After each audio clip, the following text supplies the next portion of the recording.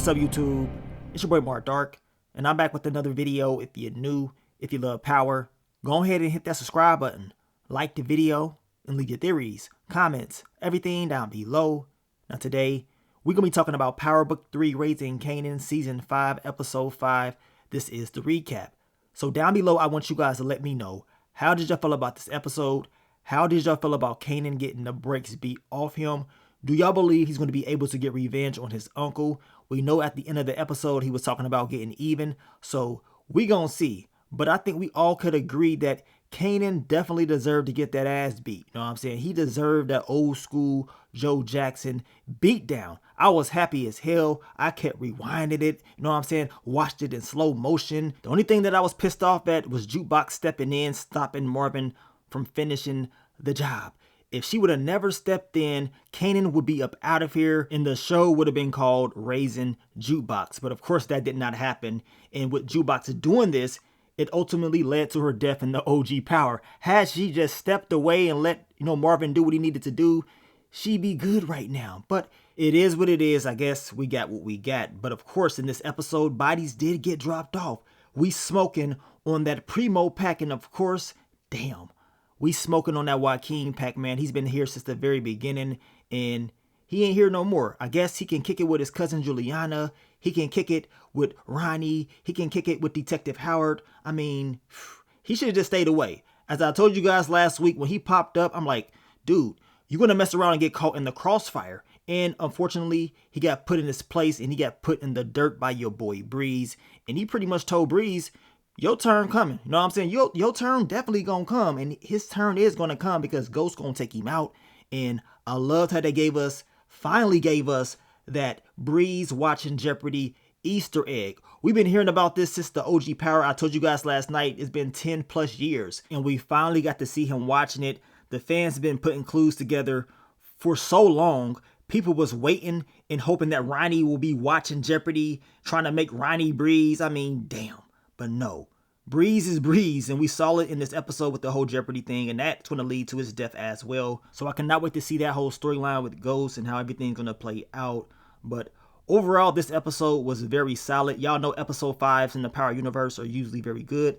After this, we still have that break. They're going to give us a break, a dumbass break. We got 8 episodes. Why the hell do you want to give us a break? I mean, we got a break in this episode.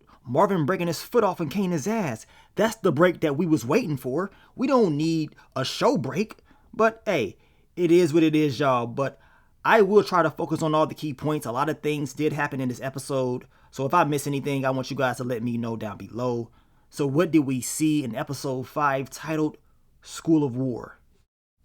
Now the episode starts out with Rock and Marvin. They're discussing business as far as what they need to do with Flossie and Pino. We know what Kanan did in the last episode.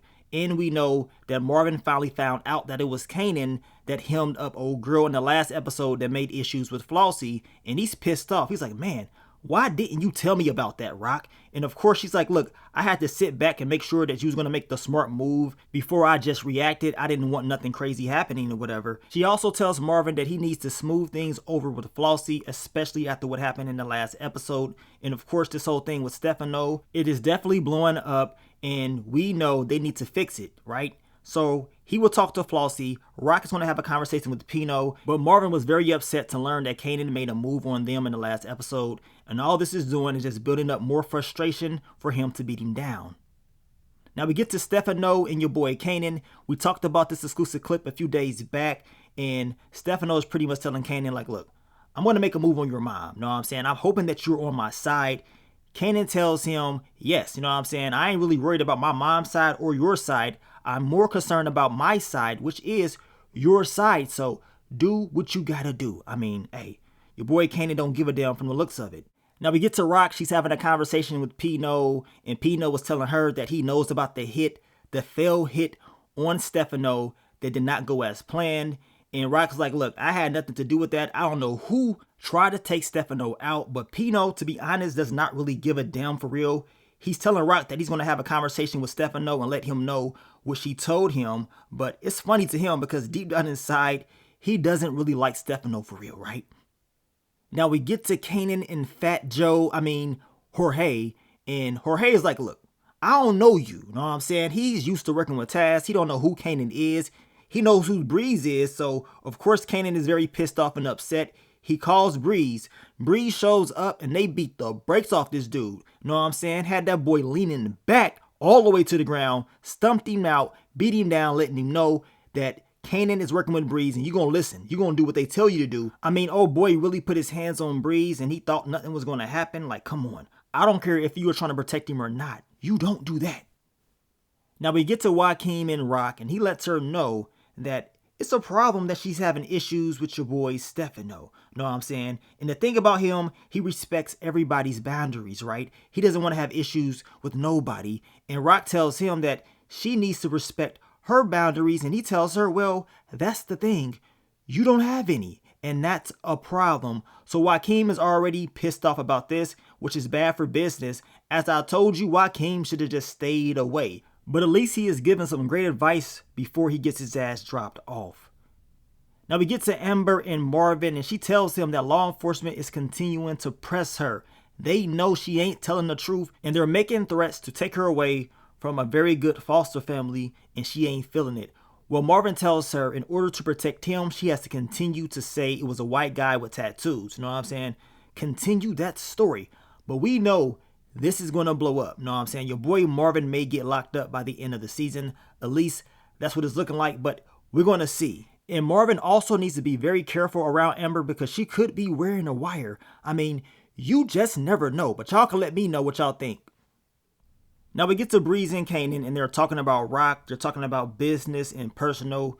And Breeze understands what happened with Kanan and of course Flossie's girl in the last episode. And he's telling Kanan like, look, if we want to get back at your moms, we got to make sure that it's business and personal. Pretty much putting out these clues to maybe making moves on how Hakeem will be the best option in order to really get to her, right?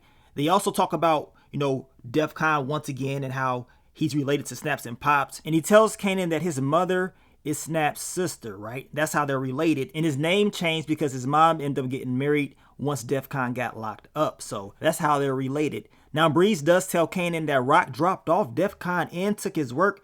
That's the reason that Snaps and Pops hates her so much. And he tells him, like, look, your mom does not give a damn about family. I mean, she dropped off our Pops.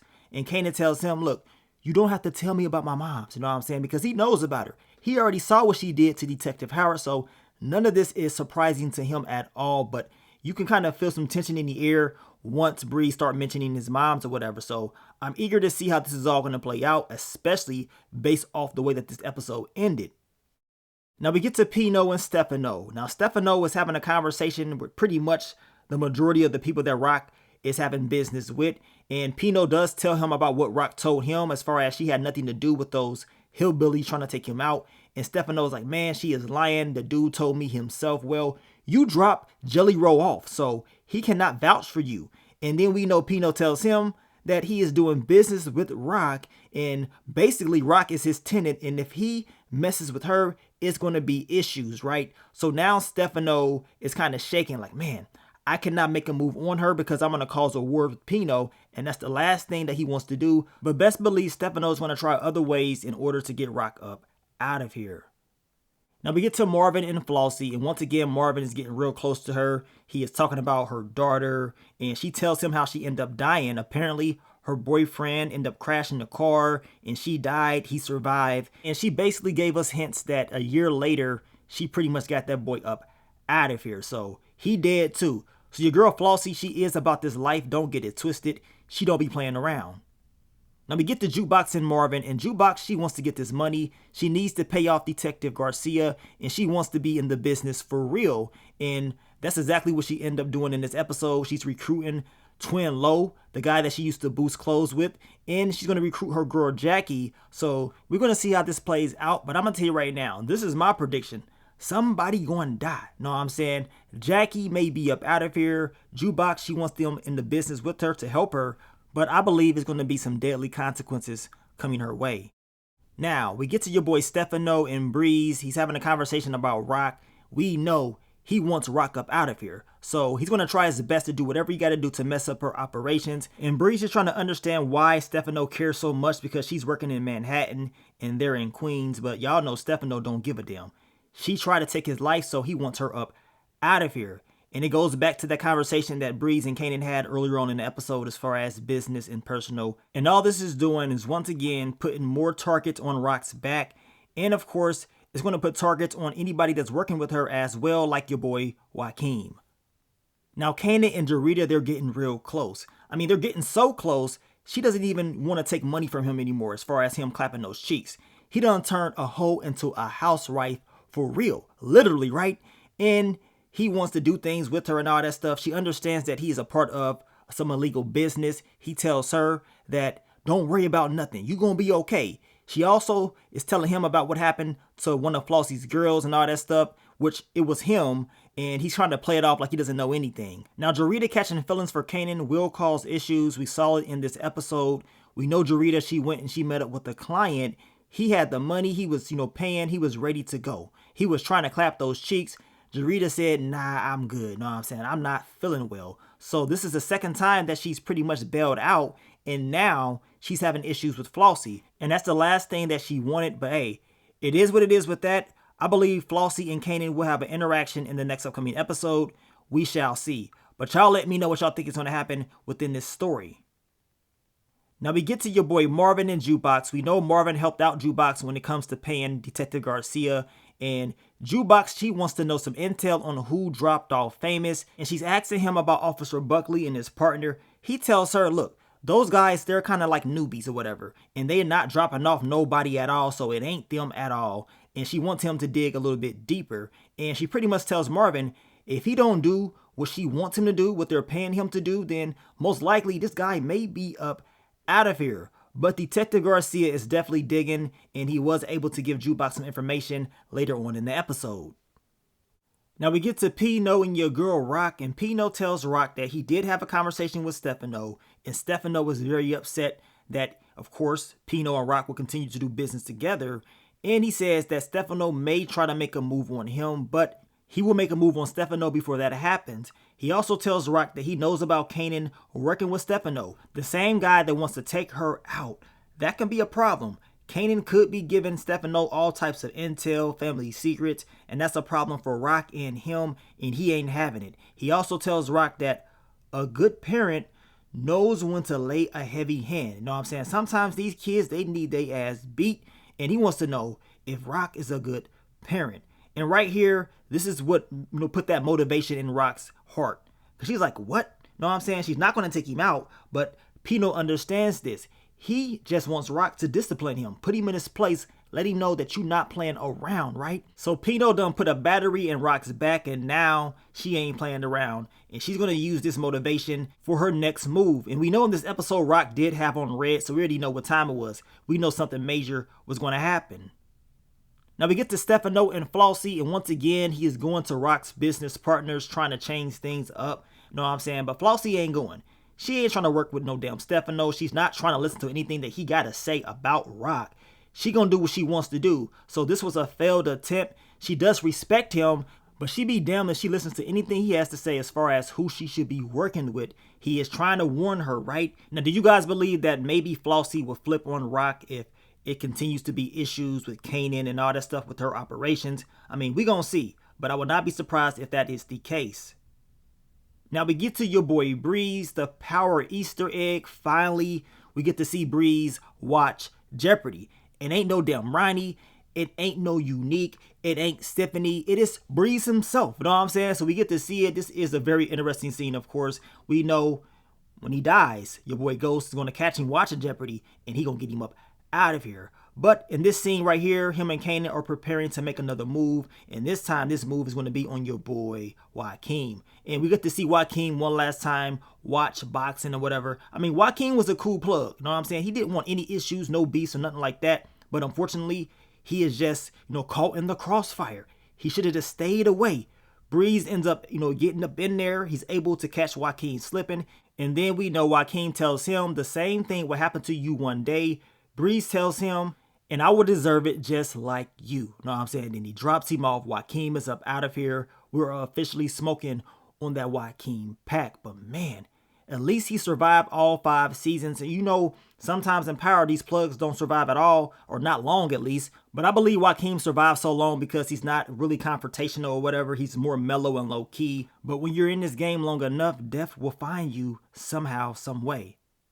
Now, we get to Detective Pang and your boy Detective Garcia, and Garcia is trying to get intel on what happened to Famous. He's asking about dirty cops. He's telling Pang that, you know, his CI told him that the cops did it.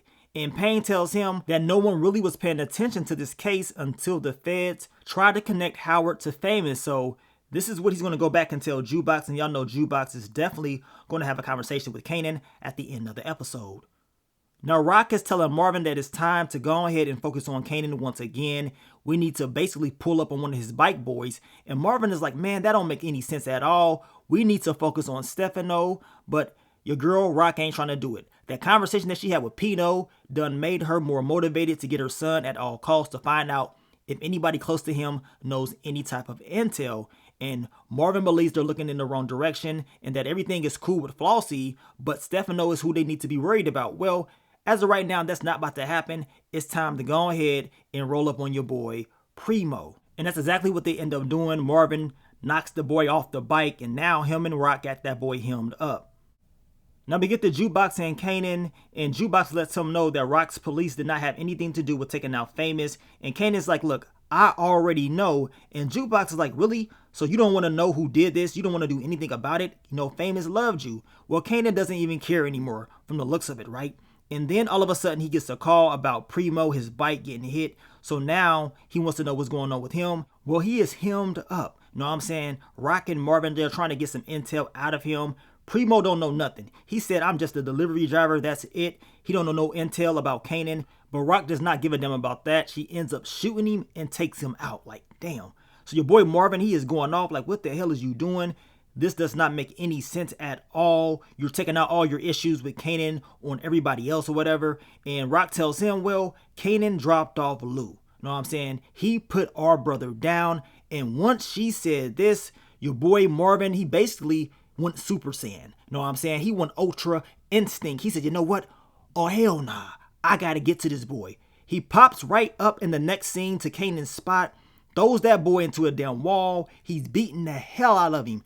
Jukebox, she is trying to stop him from doing this, and then he tells Jukebox that he killed Uncle Lulu. He ain't going. Luckily, Jukebox was there, because if not, your boy Kanan will be up out of here. And as I told you guys earlier, we be watching Raising Jukebox, not no Raising Kanan. But Kanan definitely needed this ass whooping. I mean, he got beat down. He beat the brakes off that boy, and we know Marvin told him, your boy that was on that damn scooter, he dead, just like you gonna be. Know what I'm saying? But as I told you, Jukebox, she told Marvin, let's go, let's get the hell up out of here. This is gonna be a beatdown that Kanan is never gonna forget. We can hear the older Kanan pretty much saying that, and he's pretty much saying a beatdown like this, you don't forget, is gonna make you meaner, stronger, and eventually it's gonna make you wanna get even. So we're gonna see if Kanan does get even with Uncle Marvin, but man, what a crazy ending to this episode. I definitely cannot wait to see what's going to happen next. We already know your boy Kanan. He going to be looking like Martin from that Tommy Hearns episode when Tommy Hearns beat the brakes off of him. His face was all lumpy and bumpy. That's how Kanan going to be looking. You know what I'm saying? So I can't wait to see what's going to happen. All he needs is a senzu bean. Pop a senzu bean, you're going to be okay. You know what I'm saying? Because you just got that ass beat. But down below, I want you guys to let me know, how do you feel about episode 5? Are you happy about this break? Because I know ain't nobody happy to see a break. We needed to get these 8 episodes straight back to back to back to back. Know what I'm saying? No breaks. But I guess this is what they wanted to do to stretch the season out. They should have just gave us 10 episodes. Know what I'm saying? But hey, I guess we got to take what they end up giving us and live with it, right? But I will be dropping that what to expect to episode 6 over the weekend. So stay tuned for that. I want to thank you guys once again for all the love, all the support. Thanks to all the members of the channel, and I will catch y'all on the next one. But let me get up on out of here, man. It's your boy Mark Dark. I'm out. Peace.